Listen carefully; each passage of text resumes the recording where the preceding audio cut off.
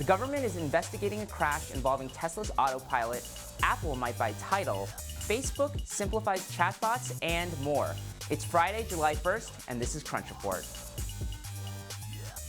Tesla has announced that the National Highway Traffic Safety Administration has opened an investigation into a fatal crash on May 6th. The crash involved the company's Model S vehicle with the autopilot feature activated. For those of you who aren't familiar with autopilot, it allows a car to cruise along the highway with automatic steering, acceleration, and braking. Tesla has described the accident as a tragic loss and an extremely rare circumstance, saying that neither the system nor the driver saw the white side of a tractor-trailer against a brightly lit sky. Mobileye, an Israeli technology company which helps to power autopilot, told TechCrunch that the braking technology is designed specifically to avoid rear-end collision, and it emphasized that drivers still need to be alert.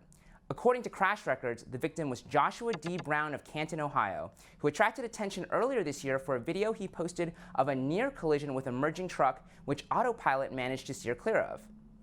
Apple is in talks to acquire Jay-Z's streaming music service Tidal, at least according to a report in the Wall Street Journal. Tidal has tried to compete with services like Spotify by offering better sound quality and especially with exclusives and early releases from musicians like Beyoncé and Kanye West. Apple sees this as a way to improve its Apple Music service, and it could also be good for listeners if it means less fragmentation in the streaming landscape. In other words, if the services combine, and then you don't have to subscribe to both of them to listen to all of your favorite artists. Apple Music currently has 15 million paying subscribers compared to 30 million on Spotify. That's not the only Apple Music-related headline today. Apple and Spotify have been waging a bit of a PR battle over the fact that Apple rejected the latest update to the Spotify app. The issue is how premium users pay for Spotify. Basically, Spotify has turned off billing in its iOS app, so Apple doesn't get a cut of those fees. Spotify says Apple is trying to force the competition to raise its prices, giving Apple Music an unfair advantage.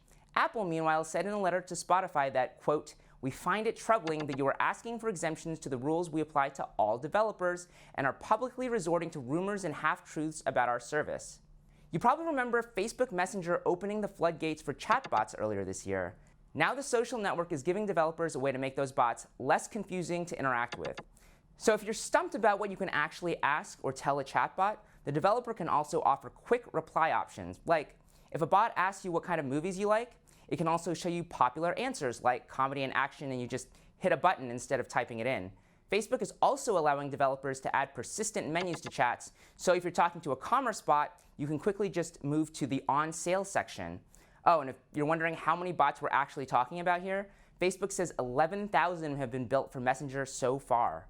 Amazon is adding shopping capabilities to its Alexa voice assistant. That means that if you've got an Alexa-enabled device like the Echo or the Fire TV, you can just tell it to order toilet paper, and it will suggest relevant products that are available through Amazon Prime. If that's the product you're looking for, just say yes, and the order will be placed. Amazon says the searches will include tens of millions of products, and that number will continue to grow. That's the report for today. I'm Anthony Ha. Crunch Report airs every weekday at 7 p.m. Eastern, 4 p.m. Pacific on TechCrunch.com. You can also find us on iTunes and on YouTube. Your regular host, Tito Hamzy, will be back next week.